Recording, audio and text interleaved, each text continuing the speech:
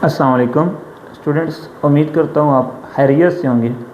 हमने second year की physics start की हुई है, चैप्टर नंबर 11 इलेक्ट्रोस्टैटिक। हमने प्रीवियस लेक्चर में कूलम लॉ को डिस्कस किया था, कूलम लॉ का इंट्रोडक्शन और मैथमेटिकल प्रूव किया था। आज उसी से आगे हम कंटिन्यू करेंगे vector form of coulomb law. Previous lecture में हमने ये डिस्कस किया कि किस तरह दो चार्ज एक दूसरे के ऊपर फोर्स ऑफ अट्रैक्शन या रिपल्शन लगाते हैं, और उसके बाद ये भी हमने डिस्कस किया कि जो फोर्स ऑफ अट्रैक्शन या रिपल्शन है वो किसके ऊपर डिपेंड करती है, चार्जेस के मैग्नीट्यूड के प्रोडक्ट के ऊपर और उनके दरमियान डिस्टेंस के स्क्वायर के ऊपर डिपेंड करती है। तो हम ये जानते हैं कि हमारे पास जो फोर्स है, फोर्स वेक्टर है, तो हम इसको किस तरह लिखेंगे अगर इसकी हम वेक्टर फॉर्म बनाएं। तो आज हम ये डिस्कस करेंगे डिटेल में। तो आइए स्टूडेंट्स, इसको हम एक डायग्राम की मदद से समझते हैं।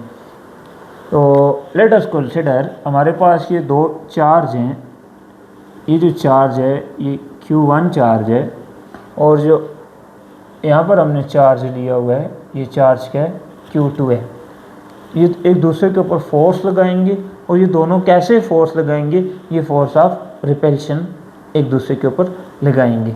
ठीक है, ये चार्ज इस तरफ इसके ऊपर फोर्स ऑफ रिपल्शन लगाएगा, ये चार्ज Q1 Q2 के ऊपर इस डायरेक्शन में फोर्स ऑफ रिपल्शन लगाएगा। मीन कि ये जो फोर्स लगाएगा Q1 Q2 के ऊपर इस डायरेक्शन में लगाएगा। सिमिलरली ये वाला जो चार्ज है Q2, ये भी फोर्स लगाएगा, एक दूसरे को रिपेल कर रहे हैं, दोनों सेम चार्जेस हैं, ये इस तरफ इसके ऊपर फोर्स लगाएगा। मैं कहता हूँ ये जो चार्ज Q1 लगा रहा है Q2 के ऊपर फोर्स, उस फोर्स को नाम दे देते हैं F21 का।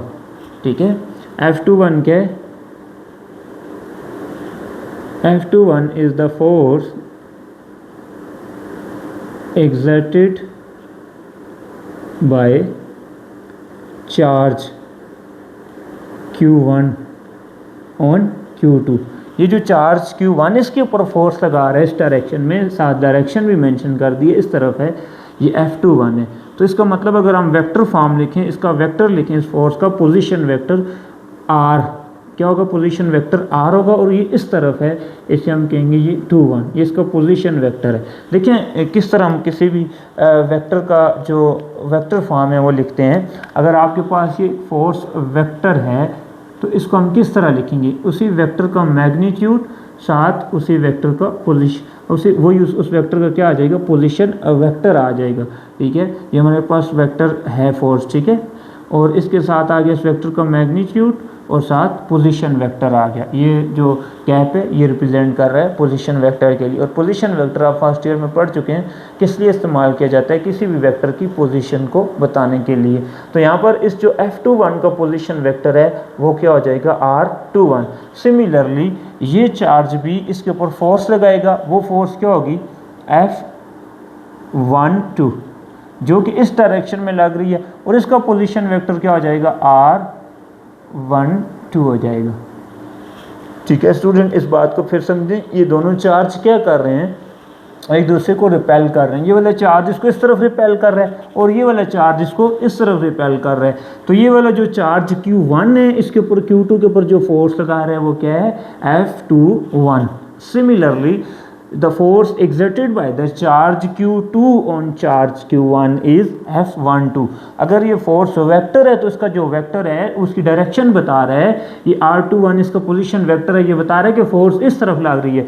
सिमिलरली ये वाला R12 जो वेक्टर है, इस फोर्स की डायरेक्शन बता रहा है इस तरफ लग रहा है। अगर इस फोर्स के ऊपर हम कूलम लॉ अप्लाई करें, according to coulomb law,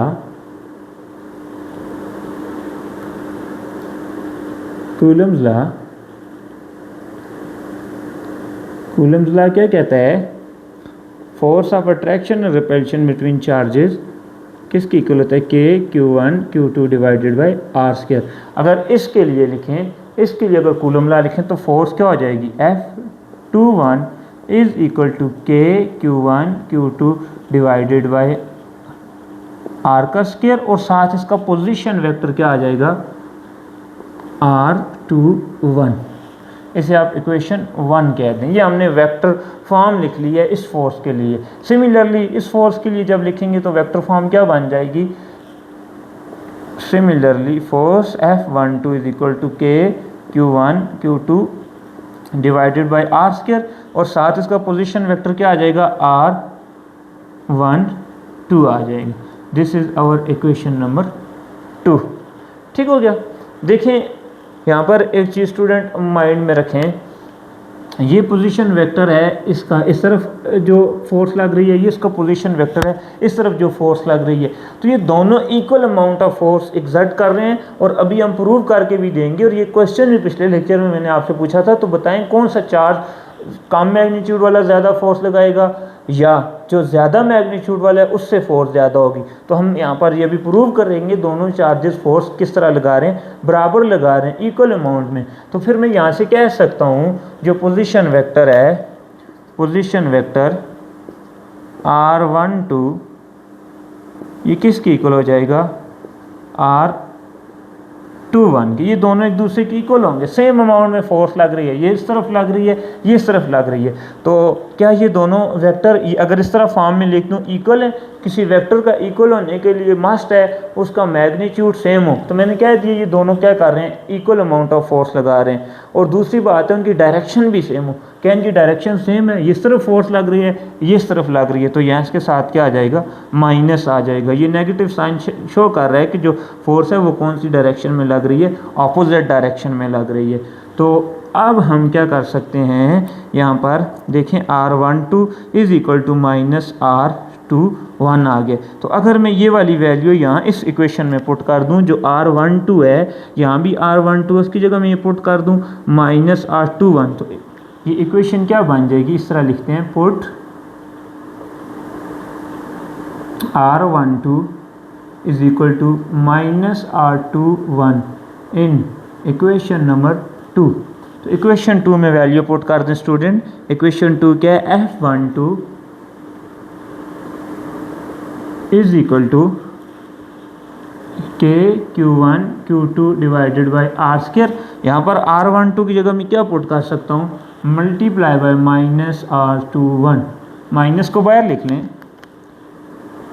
F12 is equal to KQ1 Q2 divided by R², minus बाहर आ गया, क्या बचेगा R21।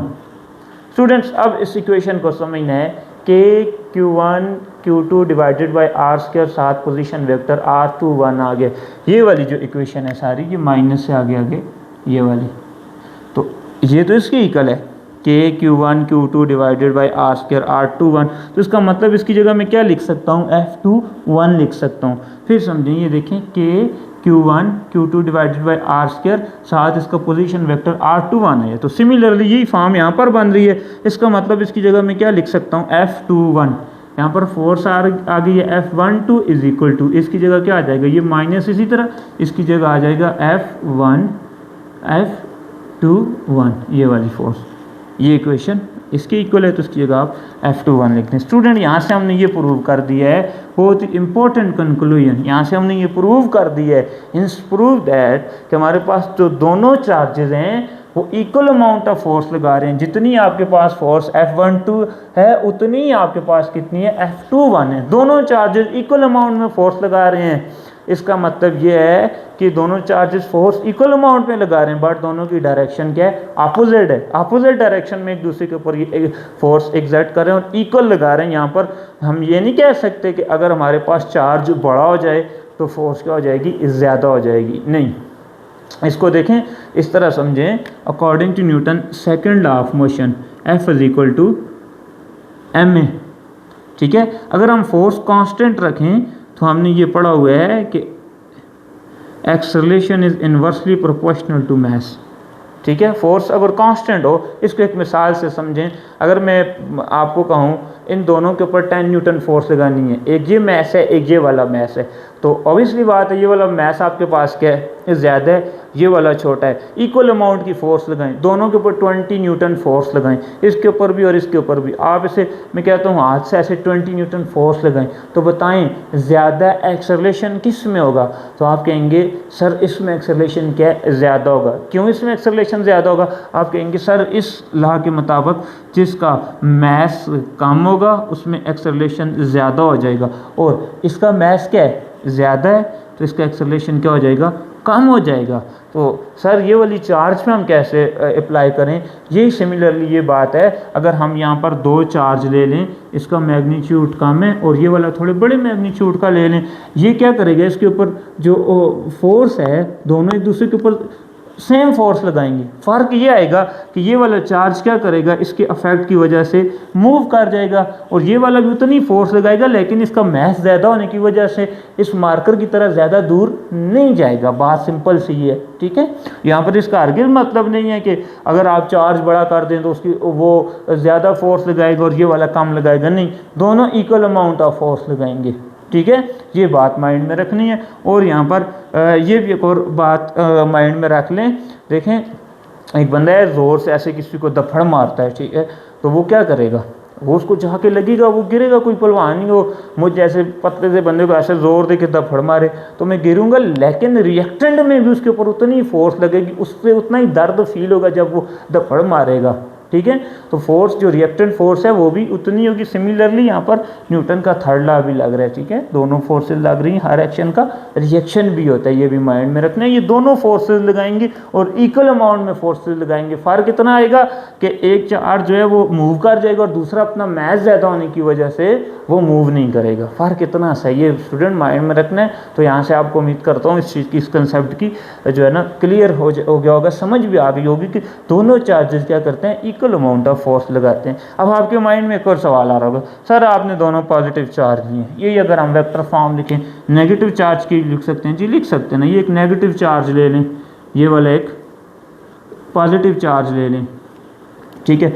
ये वाला चार्ज इसकी इस तरफ फोर्स लगाएगा, ये वाला क्या करेगा, इस तरफ फोर्स लगाएगा। देखें दोनों के अपोजिट मैग्नीट्यूड बांध रहेंगे नहीं। सिमिलरली ये भी दोनों भी सेम फोर्स लगाएंगे, ये जितनी ताकत से इसको खींचेगा उतनी ताकत से ये भी उसको उसकी तरफ जाएगा। दोनों फोर्स लगाएंगे इसके ऊपर, ठीक है। ये भी फोर्स लगाएगा, ये भी फोर्स लगाएगा, एक दूसरे के ऊपर ये दोनों फोर्स लगाएंगे। यहाँ भी आप इसको लिख सकते हैं कूलम्स के लॉ को। और यहाँ से हमने एक बात सीख ली है कि ये स्टूडेंट वेक्टर फॉर्म होती है, और जब आप वेक्टर फॉर्म लिखते हैं और आखिर में आके आप ये भी प्रूव कर देते हैं इसी वेक्टर फॉर्म को लिख के कि हमारे पास जो दोनों चार्जेस हैं वो फोर्स क्या करते हैं, equal amount of electrostatic force of attraction या रिपल्शन लगाते हैं। ये बात माइंड में रखनी है, ठीक है। अगर नहीं आपको कोई कंसेप्ट कोई क्वेश्चन आते हैं तो आप कमेंट सेक्शन में पूछ सकते हैं, ठीक है स्टूडेंट्स। आज के लिए इतना काफ़ी है। अल्लाह हाफिज़।